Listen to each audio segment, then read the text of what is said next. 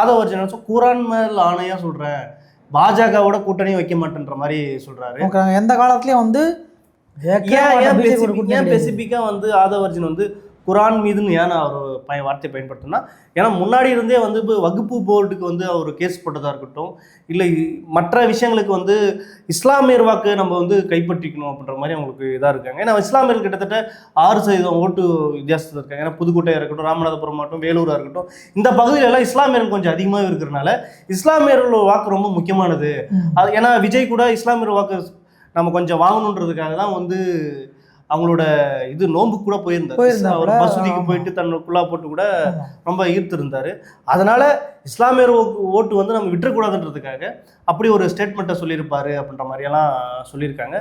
Bussy Anand பேசினாரு, மற்ற கட்சி தொடர்கள்லாம் பேசினா திமுக வந்து கடுமையாக தாக்கி வழக்கம் போல தாக்கி பேசினாங்க. அதே மாதிரி அங்கே கூட்டத்தை ஆர்கனைஸ் பண்ணுற பார்த்திபன் என்ன சொன்னார்னா, இந்த கூட்டத்தை நாங்கள் ரெடி பண்ணுறதுக்குள்ளேயே போலீஸ் அந்தளவுக்கு கெடுபிடி இருக்குது அப்படின்ற மாதிரி சொல்கிறாங்க. ஏன்னா தொடர்ச்சியாகவே தாவேக சைட்லேருந்து இந்த மாதிரி குற்றச்சாட்டு தொடர்ச்சியாக வச்சுட்டு இருக்காங்க.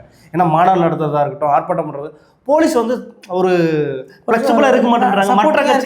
மற்ற கட்சிகளுக்கு கொடுக்குற மாதிரி நமக்கு ஒரு சப்போர்ட் கொடுக்க மாட்டேன்றாங்க அப்படின்ற மாதிரியான விஷயங்களை சொல்லிட்டு இருந்தாங்க. அதே மாதிரி நாங்கள் கம்பி போட்டு திருடி நாங்கள் கரண்ட் எடுக்கல, நாங்கள் ஜென்ரேட்டர் போட்டு நாங்கள் செய்யல அப்படின்ற மாதிரியான விமர்சனத்தெல்லாம் வச்சிருந்தாரு.